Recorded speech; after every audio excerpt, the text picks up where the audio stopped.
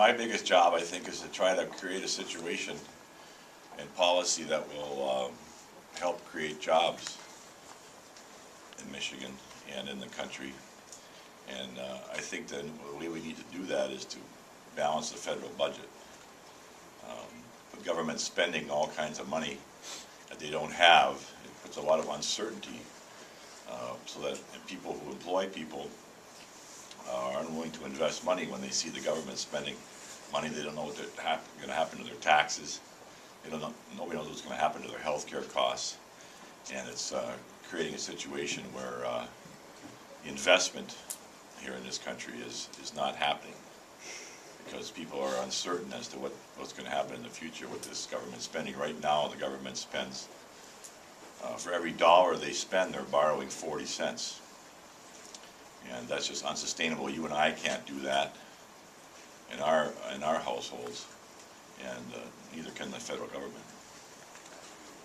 So the economy, as you know, is bad, especially in the Upper Peninsula here. They say that the Michigan labor statistics show that we have a 13% unemployment in Michigan's first district. My personal feeling is that our unemployment is even higher than that here in the Upper Peninsula. More like 20%. So it's really a bad situation. There's 13 million, 14 million people out of work. It's taking an average of 40 weeks for somebody to find a job. And there's 8 million people only working part-time. This is what the Bureau of Labor Statistics, this is what I was talking about, the unemployment situation. And these numbers actually look better than what I think it is. This is the entire first district here, the Upper Peninsula, and a good part of the Lower Peninsula as well. So you see a lot of it is 14% or more in our district. So this is the money that they've already spent. This is the stimulus bill. They spent $747 billion. $288 billion in tax cuts, $224 billion in extended unemployment benefits, education, health care, $275 billion for federal contracts, grants, and loans. A lot of this is the states, which help them bail out of their negative budgets. The first stimulus really wasn't that successful. This is the unemployment rate, and this is what they had projected that the unemployment rate would be without the stimulus. This is the unemployment curve that the administration drew, suggesting that the stimulus would improve unemployment. And here's what actually happened. So the stimulus money that they spent really didn't help unemployment at all. So now the administration has come out with a new stimulus plan. The President's Jobs Bill includes temporary employee payroll tax cuts, further unemployment benefits, infrastructure spending, other temporary aid to states and local governments. This is more state money, bailouts, and temporary employer payroll cuts. So these are basically temporary tax cuts, temporary aid to the states, to be paid for with permanent increases in taxes. So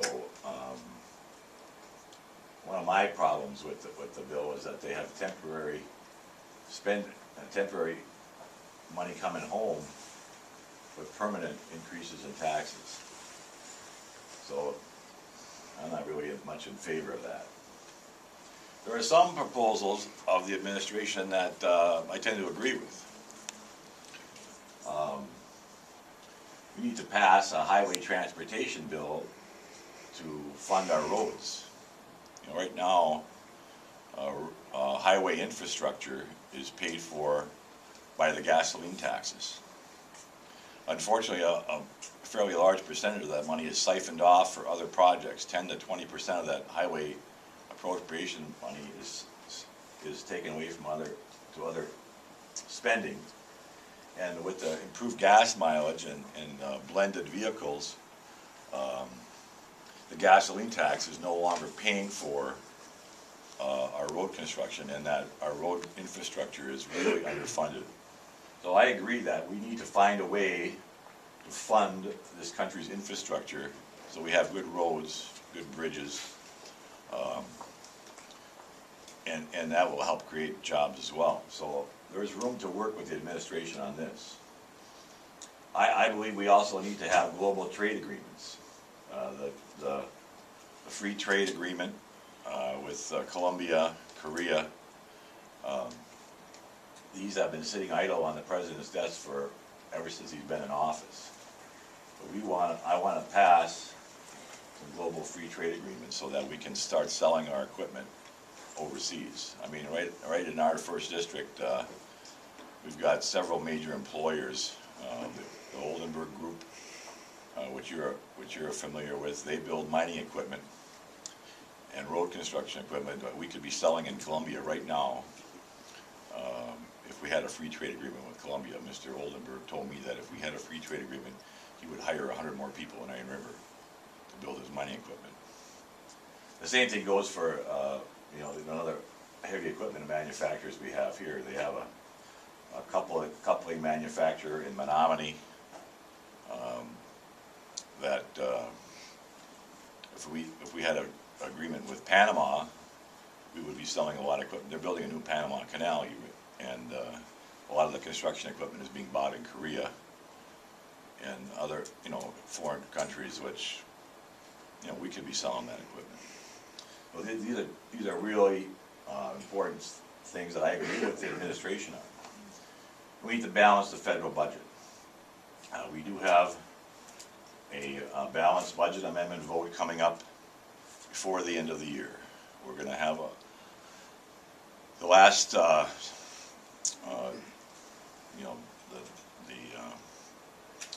bill that we passed to allow the debt limit to go up demands a vote from the House and the Senate on a balanced budget amendment before the end of the year. So we'll have the House and the Senate on record as to voting for or against the balanced budget amendment. So these are parts of the president's plan that I agree with.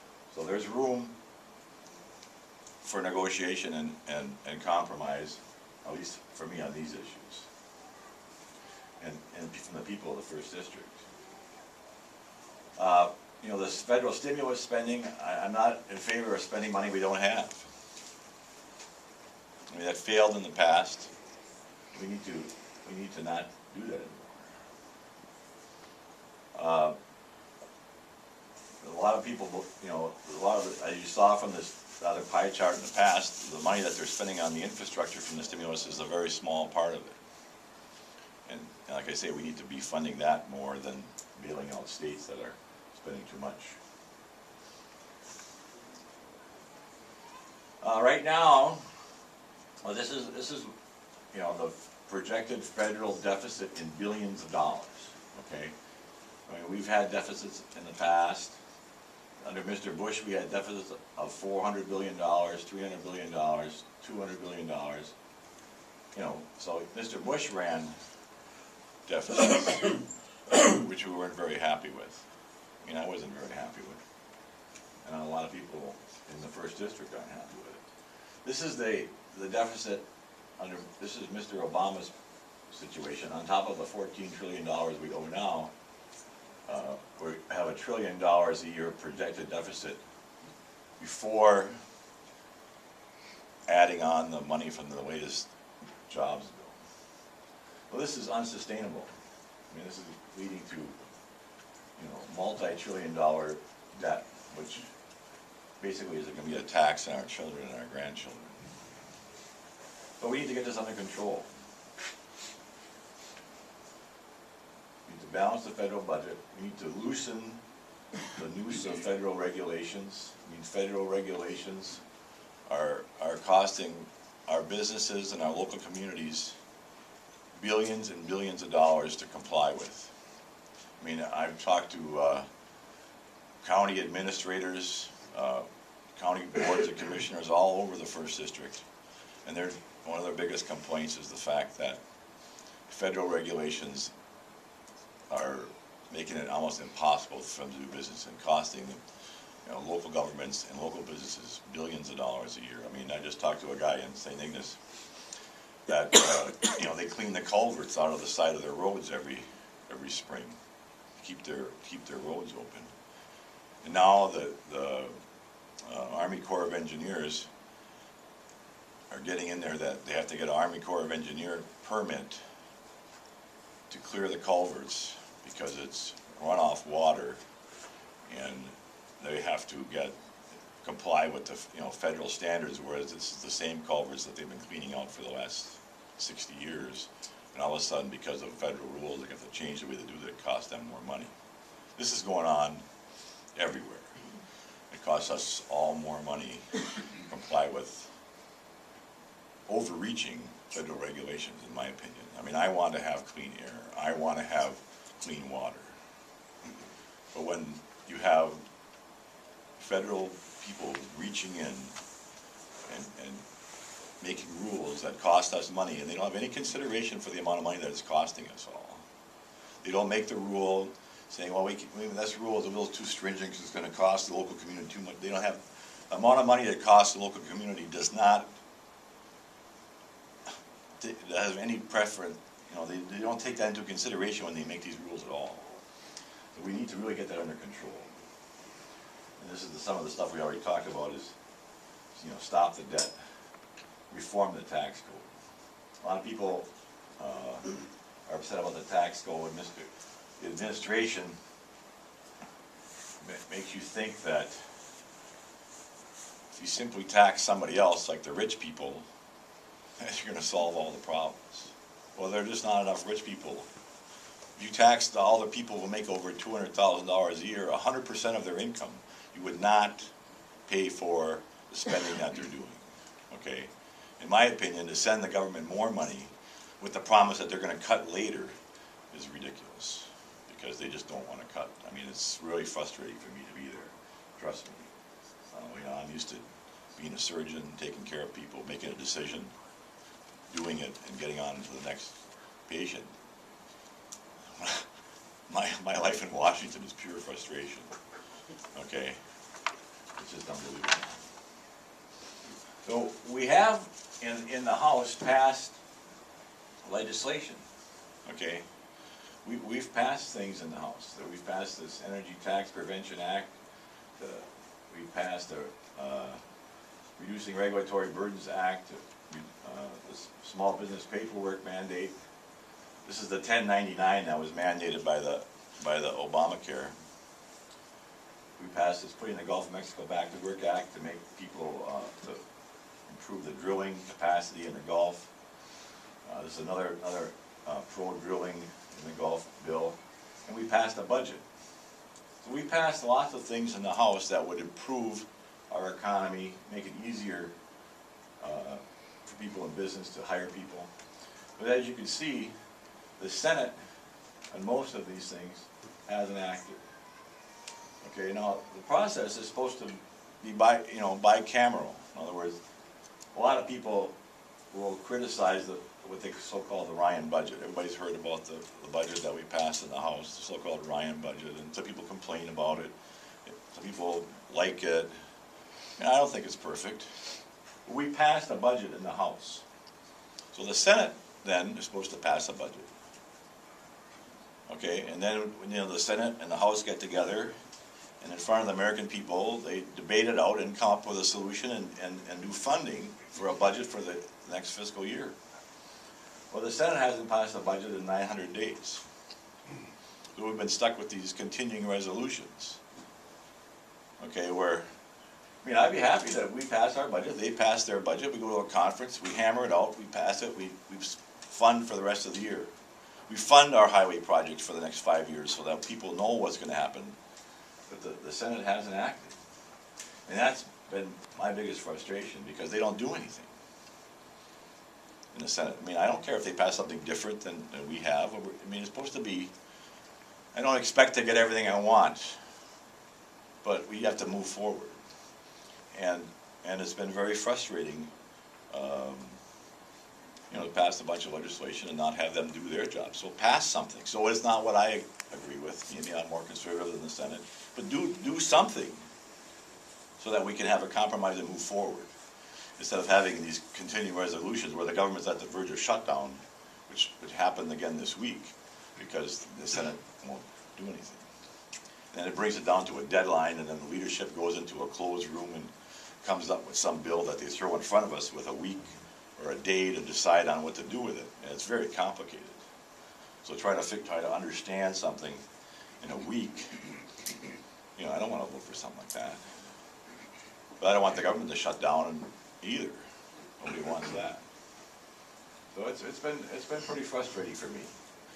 I want you all to know that we have district offices here in Iron Mountain, in Marquette, Gaylord, and Petoskey, and that where I stand on every single bill, a lot of information, every bill that's before us is available at this website. We do have district staff available to you all to help you with federal issues. Tracy here works in my Iron Mountain office. If you got a problem with the feds, with Social Security benefits or veterans benefits or anything, we were able to help people get through the morass of paperwork and streamline the process of dealing with the federal government. So that's your benefit of having a congressional office here. We help you wade through the red tape, and we've been helping a lot of people with major and minor issues since we've been there. So that's part of what we do. I welcome your input. I don't really have much else to say in my little presentation. And then let's open it up for questions. Yes, sir. Yeah, I would ask you to rethink your position on infrastructure spending for the following reason. FDR came into power in 1932, and he initiated a whole bunch of infrastructure spending, the WPA, CCC, and the TVA.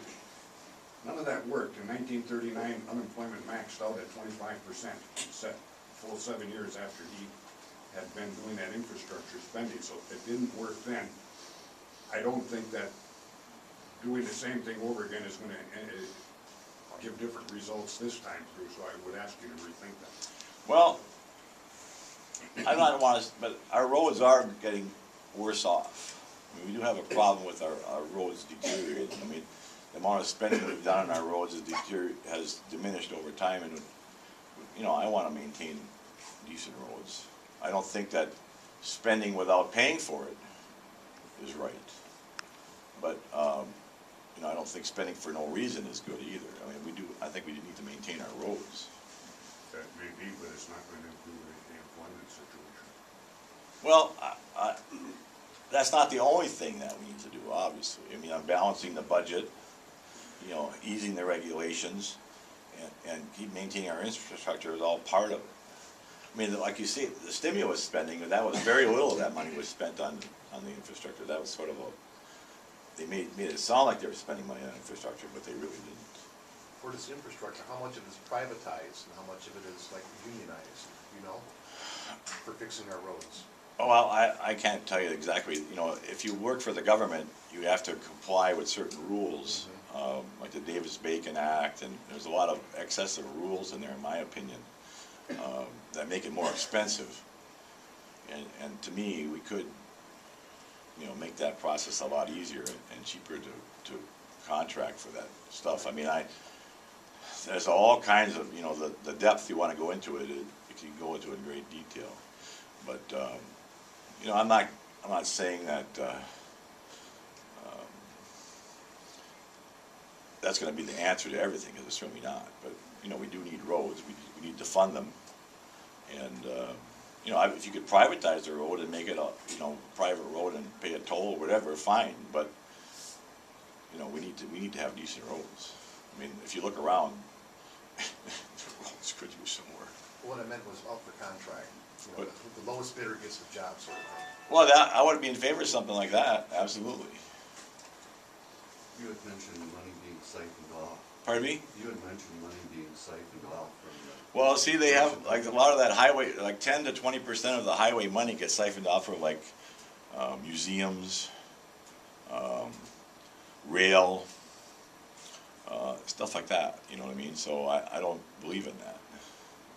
I mean, the money should be dedicated to the roads, not to, you know, some high-speed rail project between Chicago and Milwaukee or whatever. You know what I mean? I just don't believe in that. I don't believe people want high-speed rail. Well, I It do. costs way too much money. I do. I mean, you go to Europe and that's the way people get around. Europe is a different country than Well, us. but I mean, But it's we, a lot smaller. our country almost was founded on the rail system, and then we ended up pulling it all out. It's when very cars showed up. inefficient means of transportation. I disagree. It's just very inefficient. Nobody wants to drive, nobody wants to take high-speed rail. They're losing money. Everywhere there's high-speed rail, it loses billions of dollars a year. Ma'am?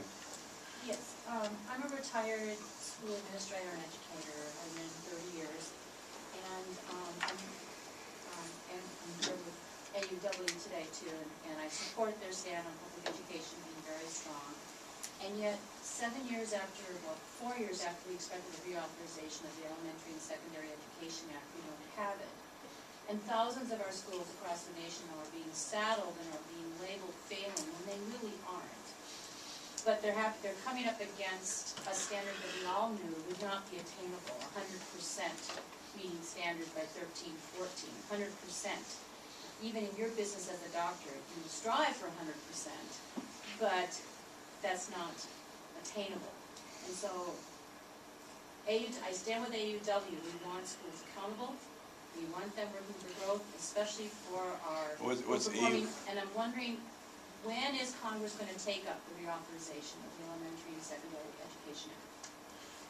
Well, you saw from my presentation there, right now we're not getting anything passed. We're operating on these short-term continuing resolutions until we actually pass a budget from the House and the Senate where long-term funding for many different projects. None of that's getting done. All right, I mean, you can argue about the level of funding, but in the House, we've passed over half of the appropriations bills that we need to pass for fiscal year 2012. And like I said, the Senate hasn't passed any. And hopefully in the next 2 months are going to pass the rest of the appropriation bills for fiscal year 2012. But the Senate hasn't passed anything. So I mean, I'm kind of blaming the Senate because that's where the blame belongs. I mean, you can argue with me that, you know, well, I'm not funding education enough or whatever, but at least we're getting something moving. My personal belief is that the federal government really shouldn't be involved in education. I mean, they take our money and they have the 20,000 bureaucrats in Washington and the Department of Education, and they're not educating anybody. Okay, my opinion is that money should be just fire all those people, send that money back to each school district and let them decide. I mean, when I graduated from high school, there was no Department of Education. I graduated from West Iron County High School, and frankly, I think the education I received then is better than the education that they're receiving now. Amen again. So, I mean, to me, those kind of decisions are better off made locally. So And that trying to fix it from above is not good, because, you know, here in Iron Mountain, it's different than it is in Fort Lauderdale, or, you know, and you can't expect, you know, that one solution fits all. On a personal level, I do not disagree with you. I believe the federal government should have a smaller role in education as possible. So I urge you and your colleagues to take up the act and reduce that Washington's. Well, hey, I'm with you there. I mean, a lot of people in Michigan's first district agree with you. Sir? I would like to ask her a question just because I'm curious. I don't know what the ACU or AUC is. And secondly, are you referring to the No Child Left Behind legislation? Yes, I'm a That you member. want that reversed or repealed? I'm a member of the American Association of University Women, Okay, a national organization that's been around since the 1890s. okay. And AUW has a public policy in favor of public education, strong public education. And right now, as Congressman said, the Elementary and Secondary Education Act, which right now is called the No Child Left Behind Act, but was started as the Elementary and Secondary Education Act under Lyndon Johnson. And and has been around for many years, and every 4 years comes up for reauthorization. You know, I've talked to a lot of teachers that I just know on a personal level, and I can't think of one that liked the No Child Left Behind. Right. No, nobody likes it. It's more of a Well, maybe you guys roadblock. could talk about this And I later. don't wanna take that away from the congressman. Yes, sir. I appreciate your concern about the employment situation in the Upper Peninsula. And in that regard, the Postal Service is currently facing a financial crisis. Now, there's a bill in Congress, H.R. 1351, which would restore financial stability to the Postal Service without causing massive post office closures or the closure of the mail processing center here, or even the reduction of mail delivery. And it would not cost taxpayers a dime because, as it turns out, the Postal Service has overfunded its retirement obligations between $50 and $75 billion. Now, in 2006, the Congress passed what is called the Postal Accountability and Enhancement Act, which requires the Postal Service to pre-fund 75 years of retiree health benefits over a 10-year period. And there's no other federal agency or company that's been required to do so. And that's despite what's been in the press, that's the problem with the Postal Service. It's not losing money because of sorting mail and delivery. Actually, over the past 4 years, the Postal Service has made $611 million delivering mail. The problem is with this law that was passed in 2006. And as I said, H.R. 1351 would correct that situation. Now, there's over 215 co-sponsors. It's a bipartisan bill. Will you support that? Will you co-sponsor? Well, I'm not gonna say that I am now, because the Office of, the OPM, the Office of Personnel Management, they disagree with your numbers, okay? They disagree that, I mean, I don't want postal retirees to not have a adequately funded pension. Okay, so, I mean, there's two sides to that. I mean, somebody's saying that it's overfunded, the pension plan, and the Office of Personnel Management, though, says it's not. So you're talking about taking money from the pension plan for the general funding of the post office. Well, that may be, you may be right, but my staff is looking into these numbers to be sure that we vote right, because I certainly don't want to vote to have the postal workers' pension plan be underfunded. Well, see, there's two I know, actuarial studies that were done. Yeah, I know, but confirm this. there's two sides to that issue. Like the Office of Personnel Management, who's in charge of all the federal workers and the money and all that, they say that's not true. I'm not sure about that either. Well, I want to vote to, what happens if the pension plan runs out of money then? I mean, this has happened already in states and GM, and all their pension plans are running out of money, and that's one of the reasons the federal government shifted to that, to make sure that the postal workers union, or the postal workers pension plan was adequately funded. So are you saying your colleagues are wrong by co-sponsoring this? Well, I don't know, I've been looking at the bill, but I think there's gotta be some fundamental change in the post office. I mean, they lost $8 billion this year. No, we didn't lose $8 billion. As I said, the Postal Service is required, because of this I mean, law of there may be- 2006, to yeah. make $5.5 billion payment every year to pre-fund retiree health benefits for over a 75-year period, over a 10-year period for the next 75 years. In other words, the post office is pre-funding retiree health benefits for people that haven't even been born yet. Well, Yeah, well, I that's mean, not correct. if what you're saying is true, I can understand what you're saying, but, I'd be glad to provide you with the data on all of well, this. I would like to see it, because my staff has been working on this issue ever since this came up in the last few weeks, I mean, trying to determine who's right in the numbers. But I think there's gonna have to be, my understanding is that the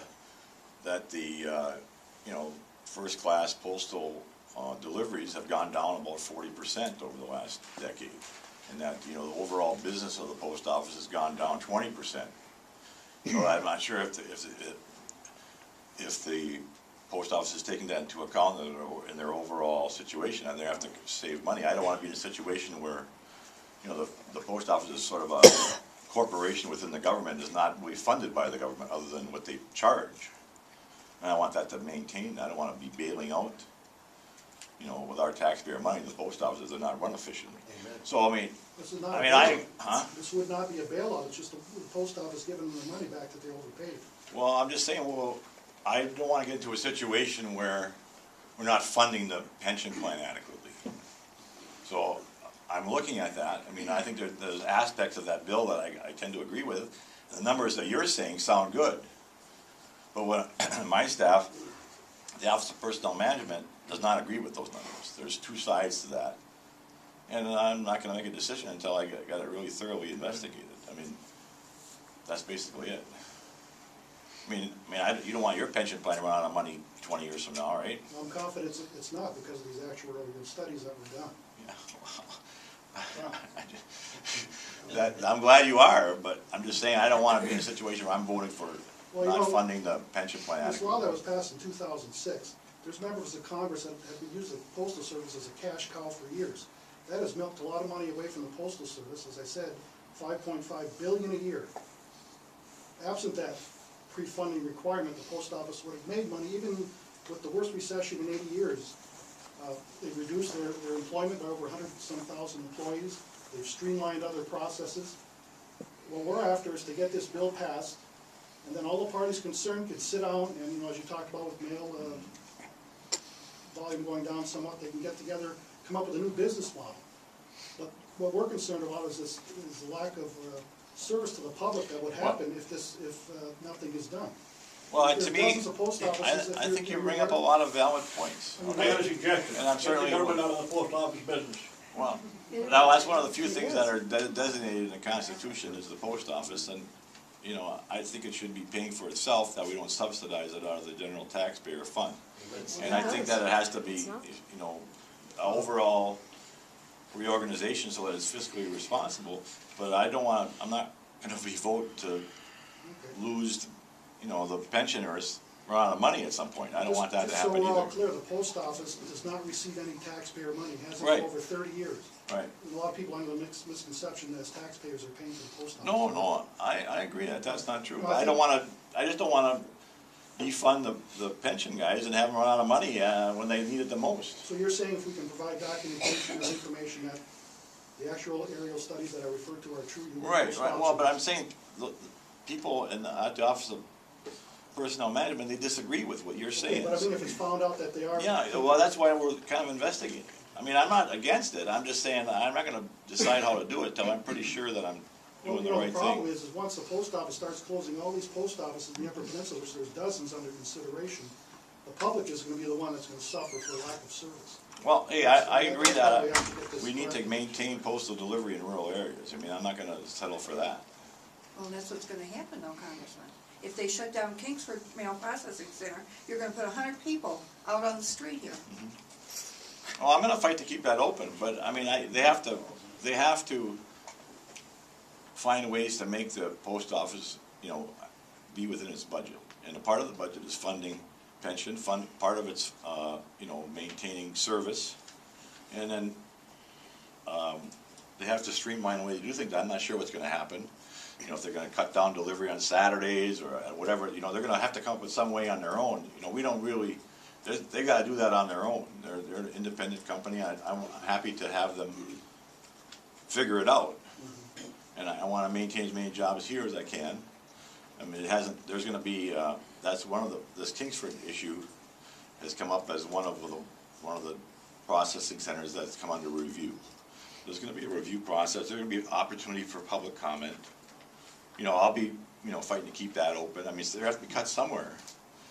But, I would rather have it cut somewhere else, obviously. Yes, sir. I wanted to ask you the same question I asked you during the campaign at Norway. What's that? Lots of this is about, lots of discussion about taxes. Obama wants to increase taxes on this group and take away tax loopholes. And you hear all this class warfare talk over taxes, simply being used for political purposes. You said you were in favor of tax reform. The best tax reform I've seen is the fair tax. And there's a fair tax bill been introduced in Congress, and I'm wondering why you haven't signed on as a co-sponsor of that bill. Well, I guess I agree with the concept of the fair tax. I just wanna get something done. I'll be happy to co-sponsor that. But I'm not sure it's gonna actually get passed. Mr. Camp is in the Ways and Means Committee, and he's looking at ways of trying to make the tax fairer, flatter, and with less loopholes. And I agree with that fair tax in principle, and I think it'd be a great idea, but getting it actually done, I'm not sure if that's, considering the trouble we have getting anything through the Senate, you know what I mean, it's, Well, I can under this administration, I don't see it happening, to tell you I the can truth. understand what you're saying, because I'm sure there are very few politicians who support it in the end, because it's gonna take away their power to use the tax system for their benefit. Right. Reward their friends and penalize their enemies and all Right. that type of thing. Right. But still, I would like to see you co-sponsor that, just so it has more support. Yeah, okay, all right. He will do that. Where's, Kyle? Write that down. Yes, sir. My concern is Social Security. What I understand is that the Congress, the government owes $2.3 trillion, $2.6 trillion, not billions, trillions, not counting interest. And one analyst said that if they just left it alone and repaid that money back to the people, that they would, Social Security would be solvent till 2075. You send billions here, you send billions there, the international bankers get a cut, and the countries that even dislike us, and some that hate us, you keep on coming, and yet the Congress turns it back on the American people. And that's a shame, from my views. Well, Social Security and Medicare combined are two of the largest expenditures of the government. Social Security probably is gonna be solvent in the long run with just some minor tweaks, okay? You know, they used to be money in the Social Security Trust Fund. There is no money in the Social Security Trust Fund anymore. They're just bonds. I mean, the money that, and now the way it turns out is the money that you spend on your Social Security, that goes out immediately to the people that are receiving Social Security. I mean, it's a kind of a tricky situation, because when they created Social Security back in the 30s, you know, you were eligible for Social Security when you turned 65, okay? But the average age was 62. So that most people never ended up collecting that money, okay? And at that time, there were 18 people paying in to Social Security for every person that was collecting. Now, you know, everybody collects Social Security. It's not as if you live an extra, you know, you live too long or extra long than the average, you got it. No, nearly everybody gets it because the lifespan has increased. Right now, there's only 3 people paying into Social Security for every person collecting. In 10 years, it's projected there will only be 2 people paying in for every person collecting. So there's a problem with it because of the, you know, the age of the population and the demographics of it all. But Social Security, you know, is not, as far as I'm concerned, you know, should be maintained and be a you know, part of, certainly for those people who are near retirement and at retirement, it should be stable the way it is. Yeah, but we haven't had a raise for 2 years, I understand we're not gonna get one this year, and you people want to make cuts to Social Security and Medicare to the same people that are, you know, deserve. We're not talking about cutting anybody who's getting Social Security now. I mean, they're talking about changing the system somewhat to make it viable for the long term, because the way it is now, they will run out of money at some point, and then nobody will get anything. So, I mean, there'll be dramatic cuts. But it definitely needs to be tweaked one way or the other, but it's not talking about cutting your benefits. And you know, the way they do the increases is written in statute, you know, by certain cost of living numbers. So that if the cost of living hasn't gone up according to those numbers, then you don't get an increase. But you know, some of the way they do it, for example, food isn't one of the things included in the cost of living allowance. But it has to be maintained in a fiscal, you know, sustainable fashion. Yes, sir. Yes, thank you. My financial advisor told me that if the government would have taken the Social Security money and put it in a simple bank account, there would have been more than enough money for everyone, except what they did is they borrowed it out and took out of the Social Security and never put it back in. Right. And I think they need to put it back in with interest. If anybody else would have done that, they would have been hauled in for embezzlement. Well, they've replaced the money with the treasury bonds. Okay, there's treasury bonds there, but, I can't catch it. there's no, they don't, you have to sell the bond in order to get the cash. You know, so the whole financial, it's just different than having a pot of money there. Is it true that illegal aliens are getting social security? I don't know the I've heard about specifics this of in it, but, multiple places, that illegal aliens are actually getting social security. yeah, well, I'd be against that. And I think that's terrible. Yes, sir. I have a question. I'm associated with the Constitutionalist group. Many people refer to it as Tea Party people, but that's not true. We're Constitutionalists. When you were, a number of my people in my group campaigned very heartily for you. Some of them were making attempts to coordinate with groups along the upper end of the lower peninsula to have good showings at your campaign stops. The Republican Party stepped in between and thwarted every effort we made to increase the following that you had. I became very angry about it, came to the Republican Party Center in Iron Mountain and asked what was going on. I was told that the Republican hierarchy was attempting to keep you separated from the Tea Party people because at our organizational meetings that we had for candidates, questions were asked that could be taken out of context, and they were making a conscious effort to keep you separated from the Tea Party grassroots people who were instrumental in getting you elected. Were you, or are you, aware of that effort? No, I'm not aware of that, no. People always will try to take things out of context, you know. Like this lady right here, she's taping my every word here now, so that she'll probably give it to somebody that they can maybe take something that I've said and put it in an ad. I understand And that. people do that all the time. But what I'm trying to get across to you is, this is not something that I heard from someone.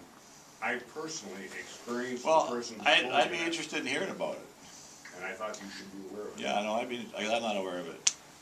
You are now. Yeah, well, Tracy, after the meeting, talk to Tracy and we'll try to get some information. Yes, sir. I wanted to ask you, what's the drumbeat now in Washington about Obamacare?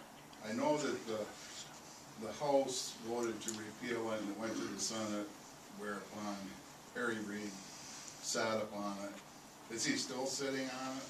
Or are they gonna vote in the Senate about this? Well, I think they did Or vote we it down. need I think to- they voted it down or they tabled it.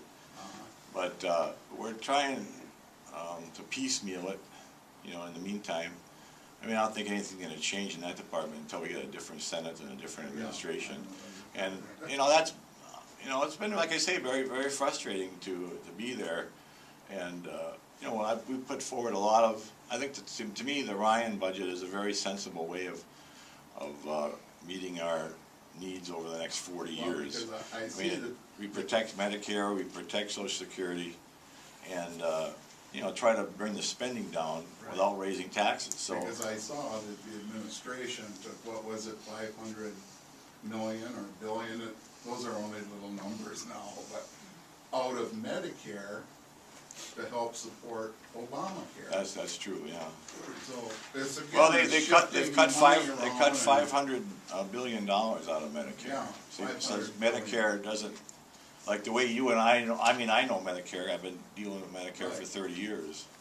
And, you know, the administration, in order to pay for the president's healthcare bill, is cutting $500 billion out of Medicare over the next 30 years, and it's gonna, in my opinion,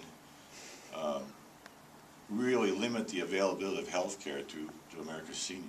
Right. And, you know, our plan, which people have, you know, lambasted as throwing grandma off a cliff or something, really tries to preserve the situation for people 55 years and older. Our plan is to keep it exactly the same. The change is for those 54 years of age or younger to be more like what we have in the House, where you have an ability to pick amongst multiple different insurance plans. Let's get somebody else. Hi, Pam. Hi, Jeff Benishek. You know, I've been reading where, I just wanted to comment on it, decreasing the regulations of OSHA and our environmental protection legislation. And I personally believe there is some room in the government for regulation. I mean, certainly, the government is there to protect the people of this country, and I'm just wondering, like, what types of things they're looking at, like, reducing, because I don't wanna go to work and find out, you know, we're allowed to use certain chemicals that were once prevented by OSHA, you know, that could be harmful. Right, no, Pam, I agree with you. But the situation is such that, for example, like with any big factory, or like, let me give you an example of the cement factory, in Alpena, okay? Every single smokestack that's out there has regulations as to how much stuff they can put into the air, okay? So that, the amount of stuff that they can put in the air is diminished by 95% or 99% over the last 20 to 30 years under the Environmental Protection Agency. But those rules are changing. The Environmental Protection Agency, without legislation, has decided on their own to change those numbers of like parts per million of whatever toxic chemical you're talking about, okay? So now the level is 0.1 part per million, okay? Well, they decided on their own to make it 1,000 times better than that, at a cost to the company of $40 million. So the company invests $40 million for more scrubbers, and then 3 years later they change the rule again. So there's no certainty in the regulation. So a company might want to invest $40 million to make their scrubbers on their smokestacks, you know, comply with the rules, and then 3 years later the rules change. Well, you can't spend $40 million investment to do something, and then 3 years later change the rules on them, so they have to invest another $40 million.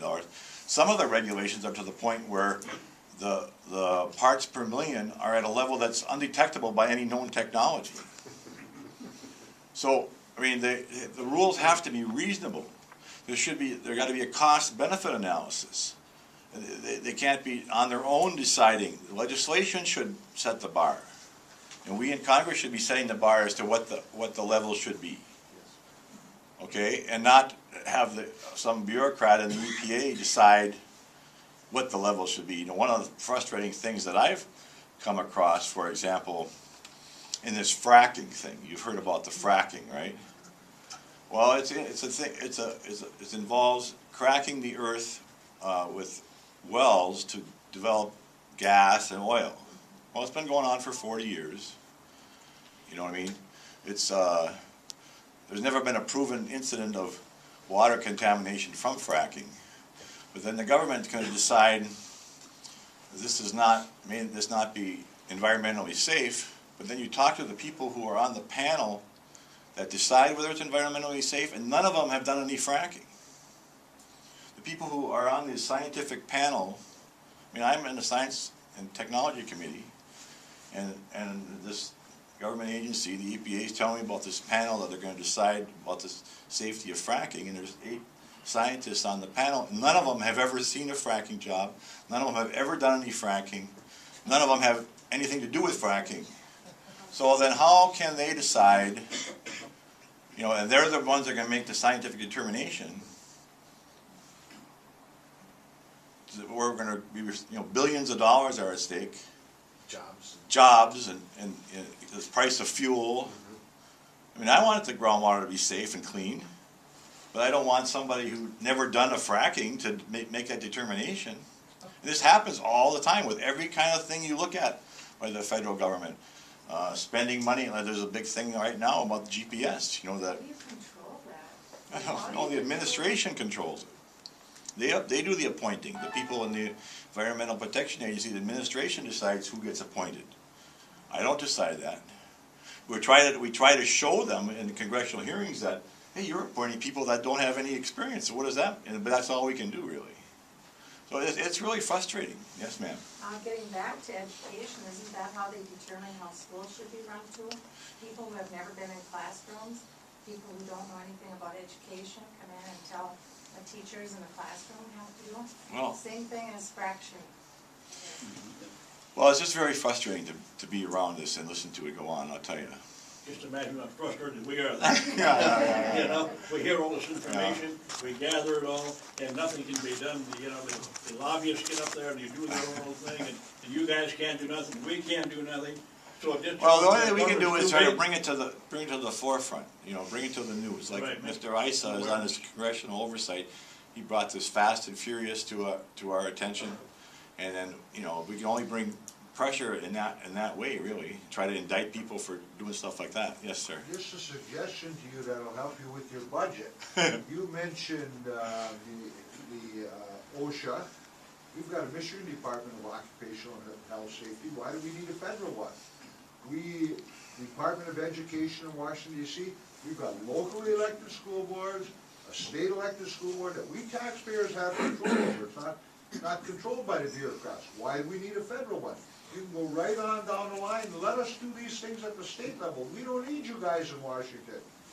Well, I was telling some students the other day, and a student was saying to me, why don't we just tax people like all these super sports stars or Charlie Sheen, tax them, and then we can pay for money for the homeless.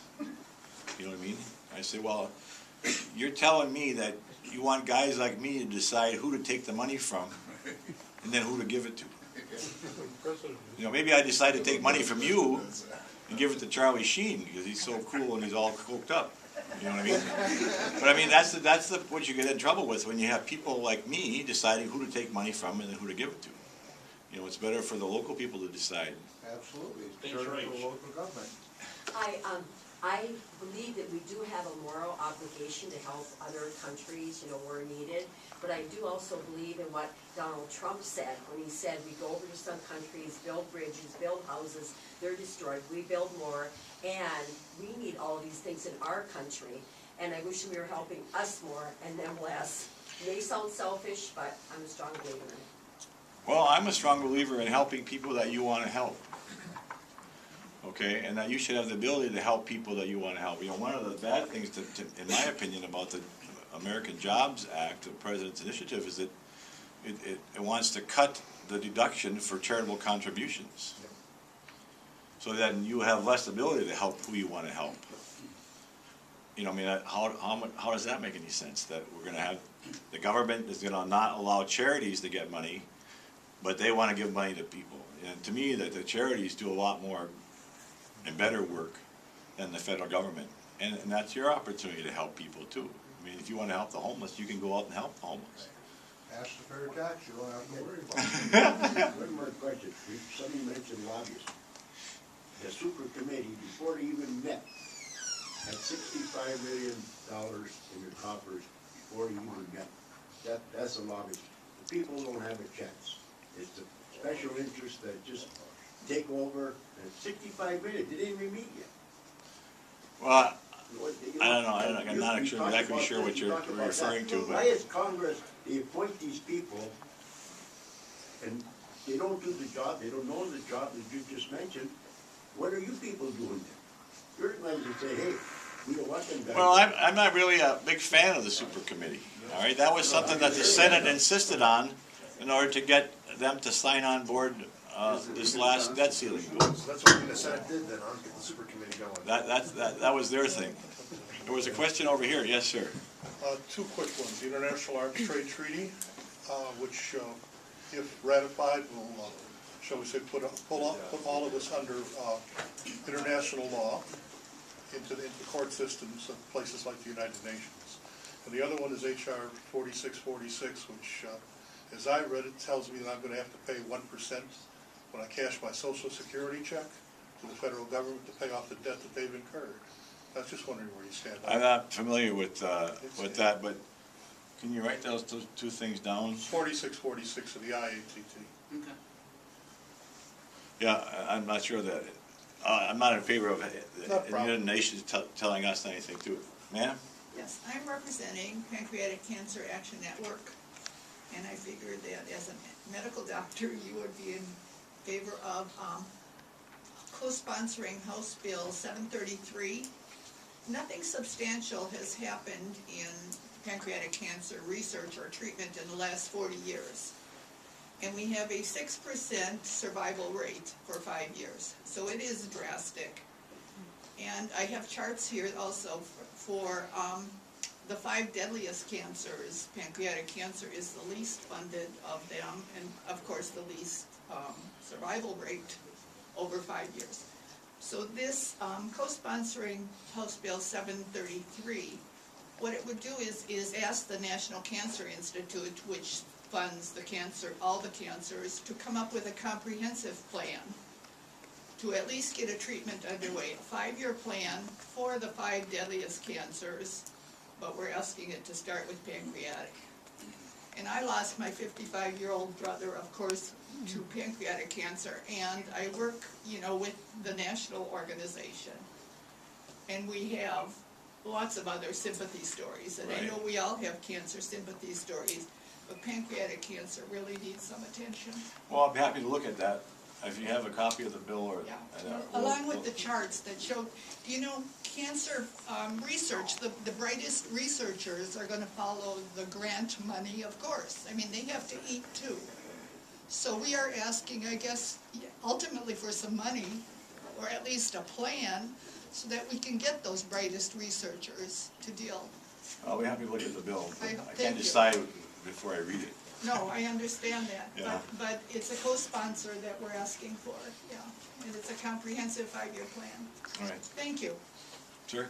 I know there are a lot of rumors that go around about this, but, the Obama birth certificate, has Congress or anybody in the House decided to look into it? Seems like all the outsiders are the ones that are investigating and looking into it, and I would think, you know, Well, Congress ought to be. I'm more interested in Mr. Obama's policies than I am trying to get something there, you know, I'm not really, I think we need to focus on his policies, and that's where I'm spending my time.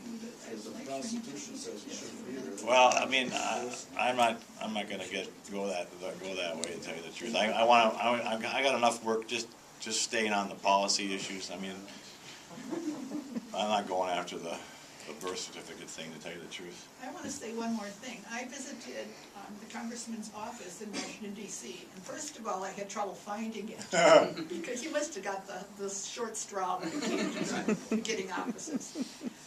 But I also, he has a banner up. We met with an aide, and he took us into across the hall. Right. Yeah, your workroom is something else. It is separated with this big fence, industrial kind of fence, half storage, half his, you know, where he meets with people. Then there was a big banner up, and I don't know exactly what your banner said, but something, if you're coming after money, you're coming to the wrong place. If you're here to ask for more money, you're in the wrong office. And I was there with Dr. Phillip from Karmanos Cancer Institute, who also came to our day to lobby for this bill. And I went to another, in Detroit area, and went to another one, a presentation Dr. Phillip was doing, and he quoted the banner. So he's doing a job, and I sense his frustration, I understand. Do you caucus with the Tea Party group in the House there? I think there's about 30 of them, you know, Michelle Bachmann and Steve King, and are you a... They have several caucuses. I haven't really been a major joiner of too many caucuses, because I feel bad if I join a caucus and just to have my name on the caucus and never go to a meeting. You mean, I should go to the meeting. Well, that's what I mean, you know, I mean, there's so many, there's probably 5,000 different caucuses. And I feel guilty about joining a caucus just to have my name on the caucus, but not have the time to go to the meetings. I mean, we go to the Republican Study Committee, which is the conservative group of the House. And I certainly know Ms. Bachmann, and you know, I agree with a lot of the things the Tea Party stands for as well, and I really appreciate their support. You know, now that you're here, but you gotta represent everybody too, you know. So I mean, I haven't. A lot of people can criticize the way I voted on this or that, you know, but you know, I'm for less government, less spending, and more jobs. I mean, that's what I'm for, okay? And people can argue the way you voted with the leadership or against the leadership, but I wanna move my agenda forward, okay?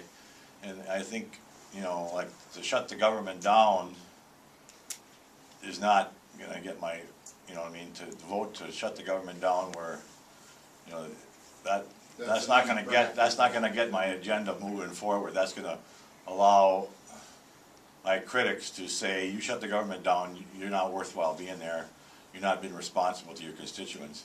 And I wanna be responsible to my constituents, I wanna move my agenda forward. Maybe not as much as I would like, but I think we're moving this is the first Congress where we've actually cut spending. We've actually had real cuts in spending, not decreases in the increase, but actual cuts. Not as much as I would like, but, you know, the president and the administration and the Senate is on notice that the Republican House is not going to spend more money. Every step forward, we're going to be cutting more spending, and we're going to point out how the spending has destroyed our economy. And then that's got to be the number one issue, because we're really not going to change anything until 2012. We have an opportunity to change the Senate and to change the administration. And that's where we have to be focused on. If it wasn't for the Tea Party people, that would never be happening. Well, I think there's some truth to that, absolutely. There's a lot of truth to that. I confronted our state legislature, like Linda Casper said, about the amount of money that the state highway department spends on things other than highways, like rest stops, bike trails. They got a bike overpass that goes over a 4-lane highway just for bikes. They said that's federal money. They said that's not done with state money. I tend to believe them. I agree with you that we need money spent on roads and bridges. But how, you know, a sizable amount of that money gets diverted. Well, I mentioned that earlier.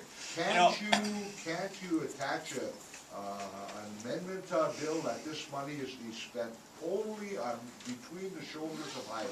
Well, like I say, we passed a lot of things in the House, okay, that die in the Senate. You know, my opinion for the roads is that we should be, you know, we should be drilling for oil on federal land here in this country, and the federal royalties from that money should be used to spend on our infrastructure. Right. Okay? To me, that's a win all the way around. You know, jobs here in this country, you know, safe, responsible harvesting of our resources, funding our roads and jobs. To me, it's a no-brainer. But to get people, you know, on board with that is not that easy. I think our time is up. Yeah, we're just about out of time. Okay, so we got to run. Hey, really, I appreciate you all coming so much. Could I just ask one question? I'm surprised it wasn't brought up, and it's about the closing of the airport here, and I think you voted for 6 others to be closed in the UP. No, I didn't. Oh, you didn't? No. Could you explain where your position is on that then? I actually voted to maintain the EAS funding for another 2.5 years. Okay. Okay, because... But that died in the Senate too. Yeah. I mean, we're still operating on a short-term Who's in control of the Senate? resolution. The Democrats. I mean, there's a lot of talk about these airports. Yeah. And, you know, I voted to extend the funding for that EAS for another 2.5 years. Some of the EAS funding, you know, the Essential Air Service, like in Nevada, they're subsidizing over $3,000 a passenger. I'm not really in favor of that. We subsidize here $100 a passenger. And, you know, for 5 airports, I think it's 4 airports here in this district, it's essential that our people go out and get contracts. A lot of business people use that, and I'm all for that. Okay. I voted for it. But Okay. there is a sunset to it. That funding will stop at some point, and maybe we will reevaluate the situation at that time and maybe extend the funding, maybe not, depending on what happens. Okay, thank you. I think there's some of us here, that I just want to tell you that I know there's some people here that wouldn't be opposed to government shutdown if it came. That's right. Well, yeah, that's until it actually shut down. But I have to run. Tracy's going to stay and take